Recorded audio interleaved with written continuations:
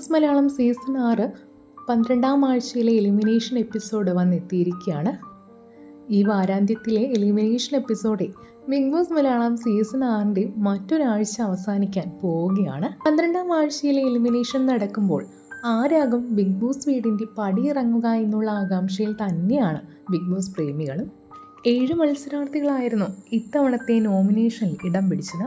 ഋഷി, Nora, Abhishek, Sreethu, Nandana, Jasmine, Sai Krishna എന്നിവരായിരുന്നു നോമിനേഷനിൽ വന്നവർ. ഇതിൽ ആരാകും പുറത്താവുക എന്നുള്ള സംശയത്തിൽ തന്നെയായിരുന്നു പ്രേക്ഷകരും.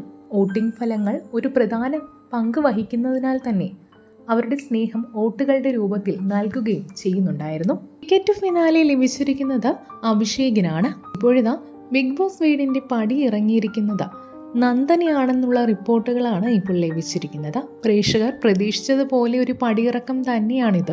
നോറയ്ക്കും നന്ദനയ്ക്കുമായിരുന്നു വോട്ട് കുറവ് ലഭിച്ചത്. അതിൽ നന്ദനയോ നോറയോ പുറത്താകുമെന്ന് പ്രേക്ഷകർ മുന്നേ തന്നെ സാമൂഹ്യ മാധ്യമങ്ങളിൽ കുറിക്കുകയും ചെയ്തിരുന്നു. എന്തായാലും നന്ദന പുറത്തായി എന്നുള്ള വാർത്തയാണ് ഇപ്പോൾ ലഭിക്കുന്നത്.